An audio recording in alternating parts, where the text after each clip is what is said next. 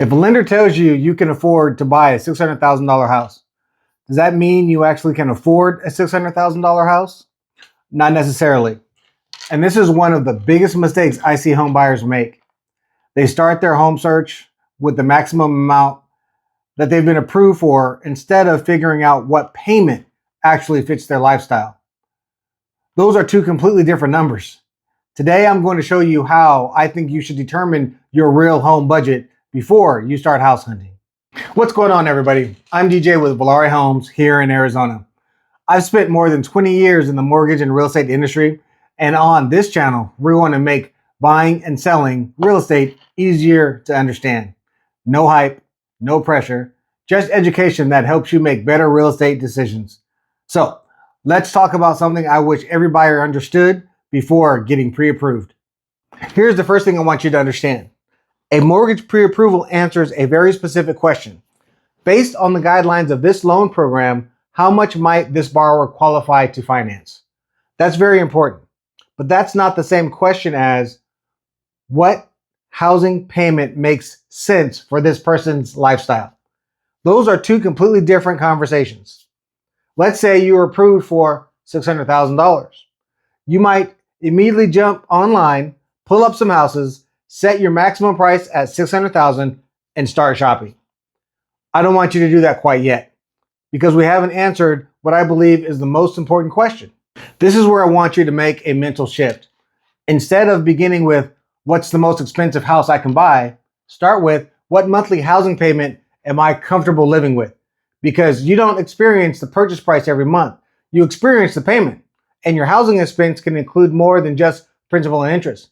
Depending on the property and the financing, you could have a principal interest payment, property taxes, homeowners insurance, mortgage insurance, HOA fees, and possibly property-specific expenses.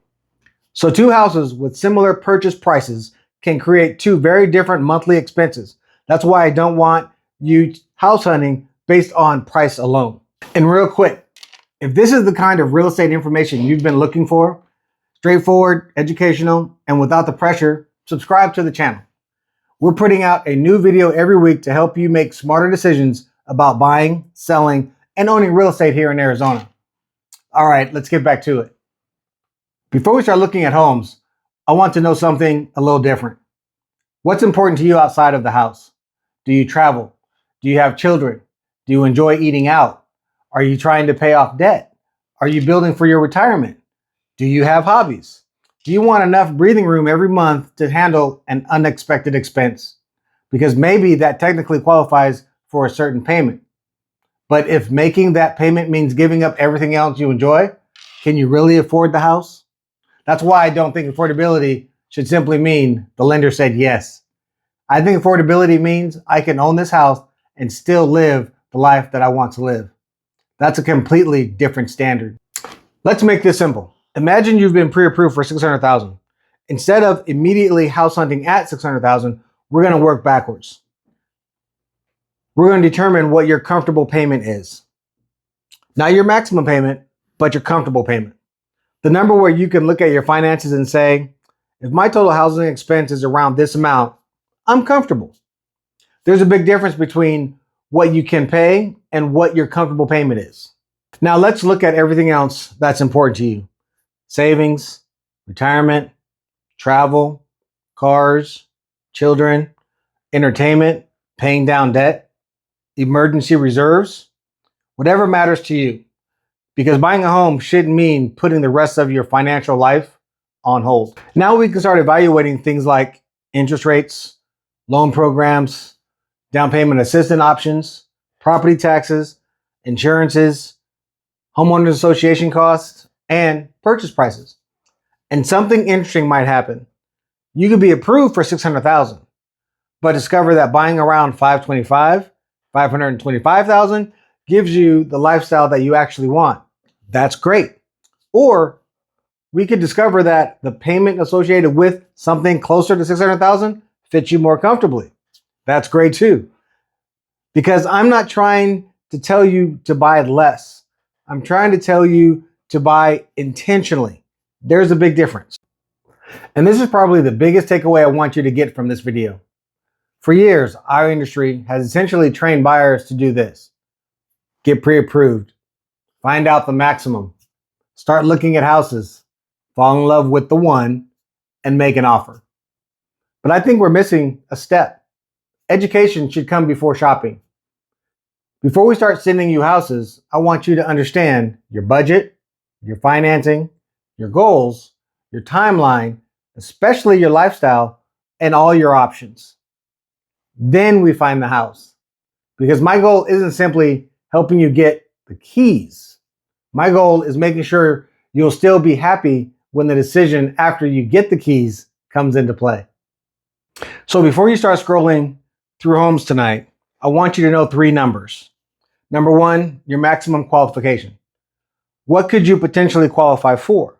That's useful information.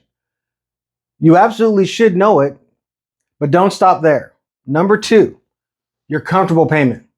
What monthly housing expense fits comfortably into your lifestyle? In my opinion, this might actually be the most important number that there is. And then, number 3, your target purchase range.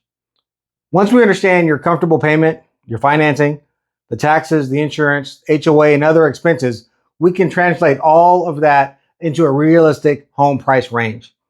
That's the number I want you to start house hunting with, not simply your maximum loan approval.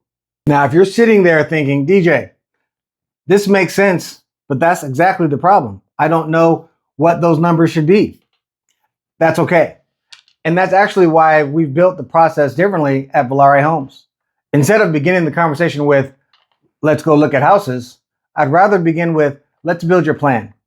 We've created resources to help Arizona buyers understand where they currently stand, what options may be available, and what their next step should be before they feel pressured to go out and start buying. I'll put those resources in the description below this video. Please use them and please educate yourself. And when you're ready, we can sit down together and build your plan.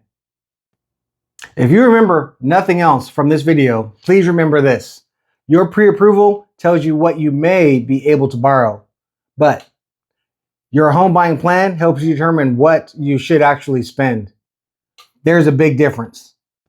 So if this video helped you look at your home buying budget a little differently, hit that like button for me.